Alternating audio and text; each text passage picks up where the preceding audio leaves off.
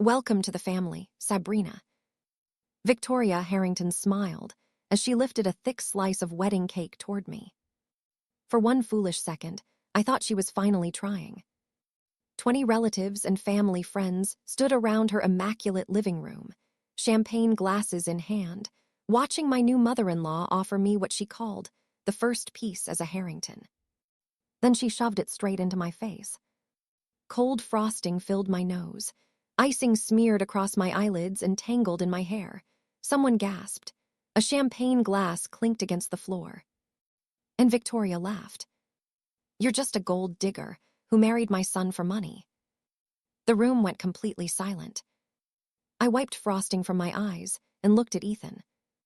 My husband. Less than 24 hours earlier, he had promised to stand beside me for the rest of his life. Now he stood 3 feet away, frozen. Victoria noticed his silence too. "Tell them, Sabrina," she said. "Tell everyone what you really wanted." I reached slowly for my handbag. And that was when Ethan's face changed.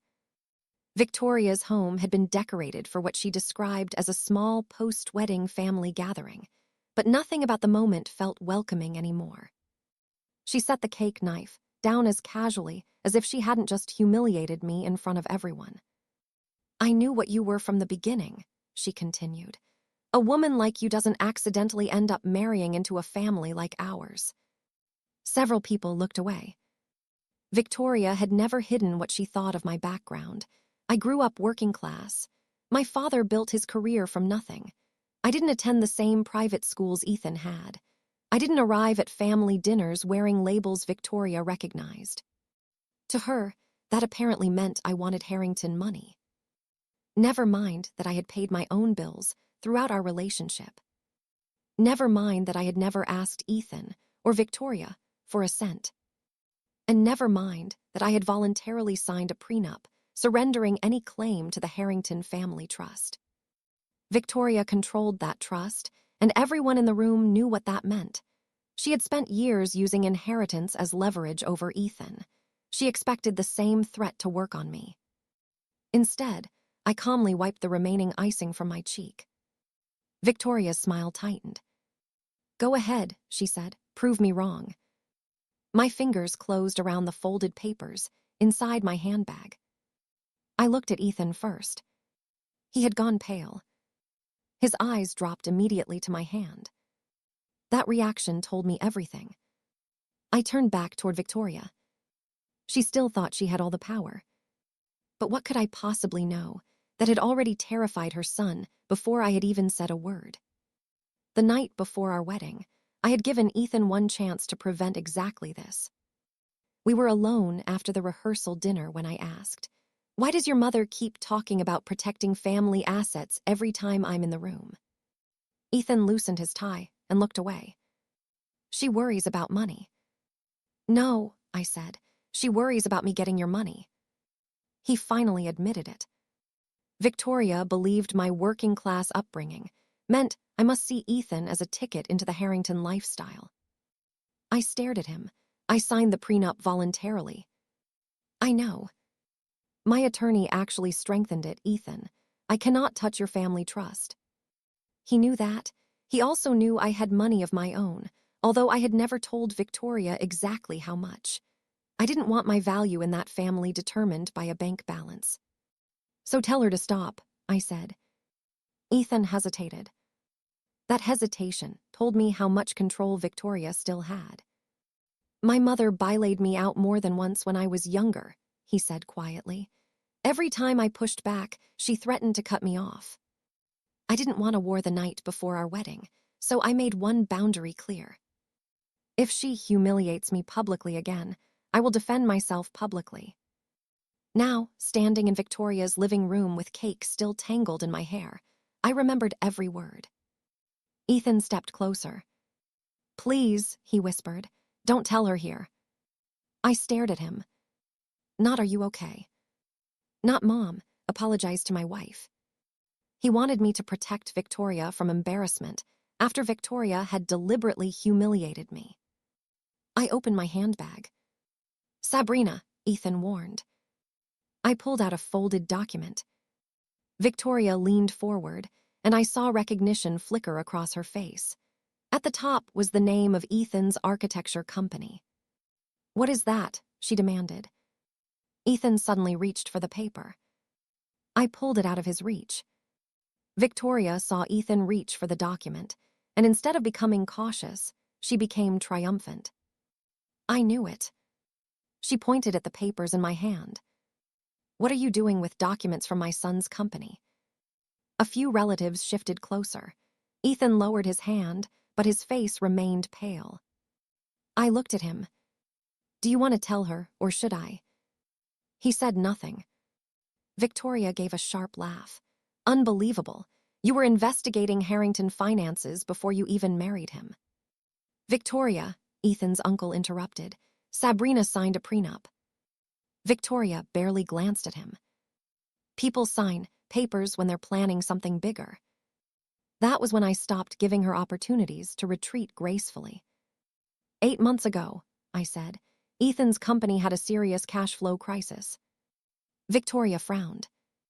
No, it didn't. I kept my eyes on Ethan. Tell her. His jaw tightened. Mom. Tell me what? Ethan exhaled. The company nearly collapsed. The confidence disappeared from Victoria's face. What are you talking about? Your firm was doing perfectly well. No, Ethan said. It was.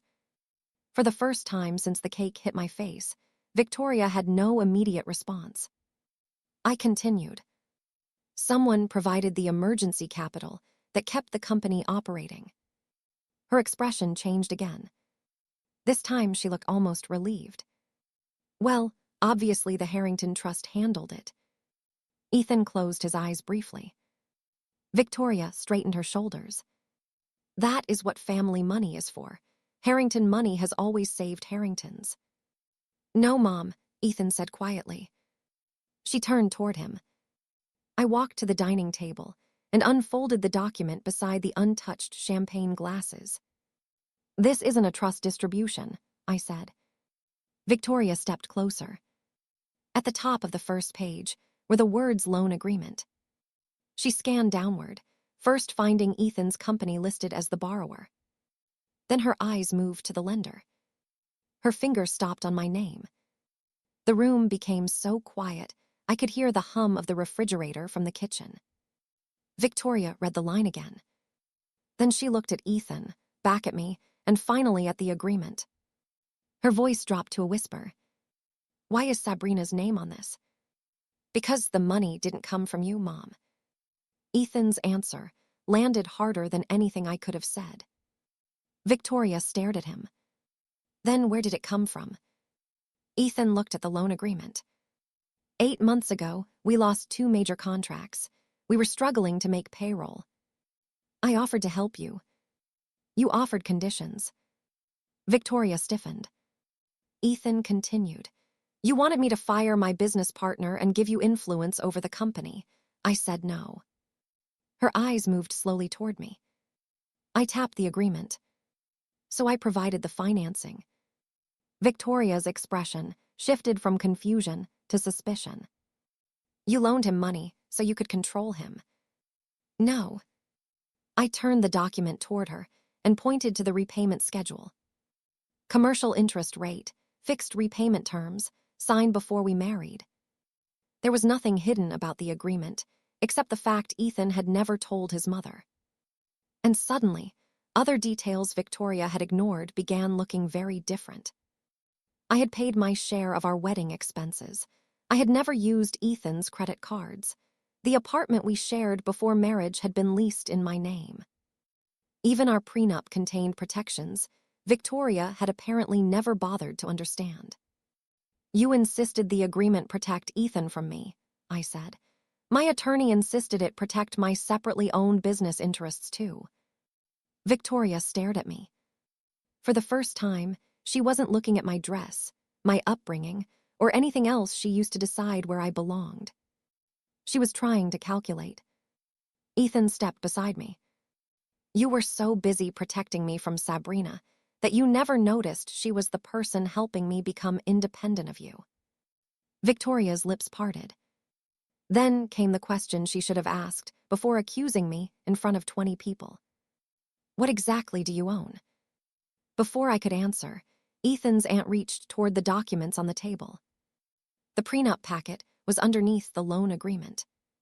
She flipped through several pages until she reached the attached financial disclosure schedule. Her eyes stopped, then widened. She checked the page again. Victoria, she interrupted, holding the document tighter, you need to see Sabrina's disclosure. Victoria took the disclosure from Ethan's aunt. Her eyes moved across the page. Once, then again. I could see the moment the numbers registered. Before she could speak, I wiped the last streak of frosting from my cheek and finally said the sentence Ethan had been terrified I would say. Victoria, your son owes the gold digger $280,000. Nobody moved. Victoria looked up sharply. 280,000. Read the loan agreement. She did.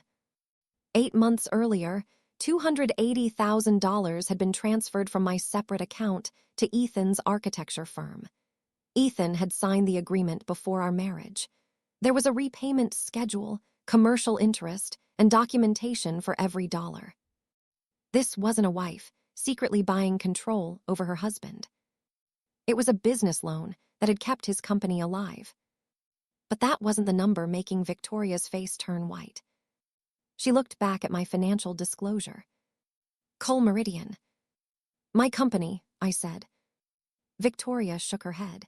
You told me you were a financial analyst. I am. What I had never explained was that I also owned 40% of Cole Meridian, the financial software company I had helped build with my late father. At the time I signed the prenup, my disclosed personal assets were worth approximately $8.4 million.